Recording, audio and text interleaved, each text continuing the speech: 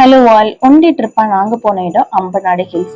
தென்காசியில் இருந்து around 40 kilometres டிஸ்டன்ஸில் கொல்லம் டிஸ்ட்ரிக்ட் ஆரியங்காவு பஞ்சாயத்தில் இருக்கிற ஒரு ஹில் ஸ்டேஷன் தான் இந்த அம்பநாடு ஹில்ஸ். தென்காசி டு கொல்லம் ரோடில் 33 கிலோமீட்டர்ஸ் ட்ராவல் பண்ணி தென் ரைட் சைடில் ஒரு சின்ன ரயில் ரோடு பிரிட்ஜை கிராஸ் பண்ணினீங்கன்னா கழுத்துருட்டி மார்க்கெட்டை ரீச் பண்ணலாம். அங்கிருந்து ஒரு 7 கிலோமீட்டர்ஸ் ட்ராவல் பண்ணால் அம்பநாடு ஹில்ஸை ரீச் பண்ணலாம். நம்மள ஃபர்ஸ்ட் வெல்கம் பண்ணுறது இந்த ரப்பர் தான்.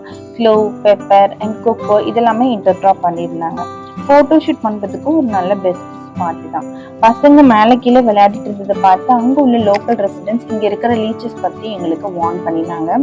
இனிஷியல் ஸ்டேஜில் ரோடு கொஞ்சம் ஸ்பேஷியஸாக இருந்துச்சு. லேட்டர் ஆன் நேரோ ரோடு தான் இருந்ததா அண்ட் ரோடோட கண்டிஷனுமே ரொம்ப வேர்ஸ்டாக இருந்துச்சு. அதுக்காக நீங்கள் ஜீப் எடுக்கணும்னு அவசியம் கிடையாது. உங்களோட ஓன் வெஹிக்கல்ல நீங்கள் வரலாம், ஒன்றும் பிரச்சனை கிடையாது. நாங்கள் போன நேரம் செம்ம ஹாட். டெம்பரேச்சர் செக் பண்ணால் 30 டிகிரி செல்சியஸ். எங்களுக்கு திருநெல்வேலிக்கும் அங்கேயும் ஒரு பெரிய டிஃப்ரென்ஸ் தெரியலை. அதனால என்னவோ எங்களால் அந்த இடத்த ரொம்ப என்ஜாய் பண்ண முடியலை. பைனாப்பிள் கல்டிவேஷனுக்கு பேர் போனதான் இந்த ஹில்ஸ்.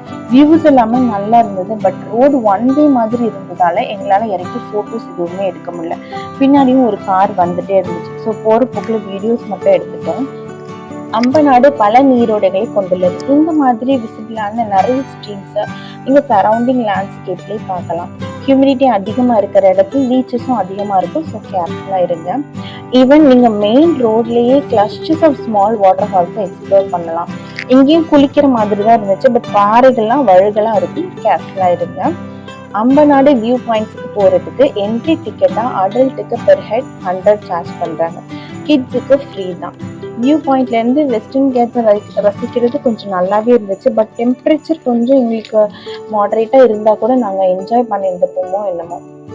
நீங்கள் அம்பநாடு ஒன் டே ட்ரிப்பாக பிளான் பண்ணுறீங்க அப்படின்னா போதுமான அளவு தண்ணி, சாப்பாடு, ஸ்நாக்ஸ் எல்லாமே கொண்டு போய்க்கோங்க.